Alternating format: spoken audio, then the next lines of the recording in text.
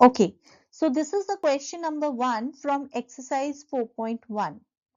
So whether it's a quadratic equation or not.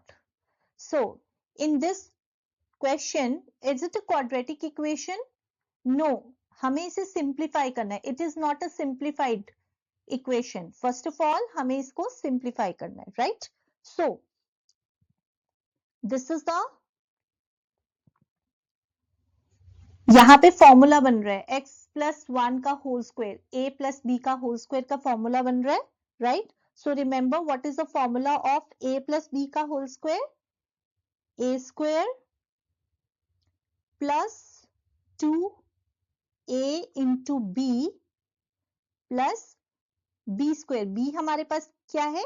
1 है और x हमारे पास क्या है? a है, right? a square plus 2ab plus b square is equal to, अब ये जो 2 है, 2 ब्रैकेट के अंदर जाएगा तो मल्टीप्लाई होगा. 2 को अगर हम x से मल्टीप्लाई करेंगे तो 2x plus minus minus 2 3s are 6, right? So this is our equation. Now अब हमें क्या करना है? अब हमें सिंप्लीफाई करना है. x square plus 2x, 2x के साथ गया तो 2x, 2x into 1 is equal to 1 plus 1 into 1 1. अब हम ये जो हमारे पास इक्वेशन है इसको हम लेफ्ट हैंड साइड ले आएंगे. सो साइंस चेंज हो जाएंगे, राइट? सो 2x का क्या हो जाएगा? Minus 2x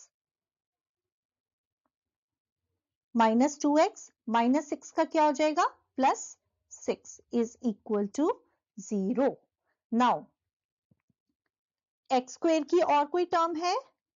no. सो एक्स स्क्वायर, अब 2x वाले कौन कौन से हैं? This and this. अब ये प्लस का है, ये माइनस का है, सो प्लस माइनस कैंसिल हो जाएंगे, राइट?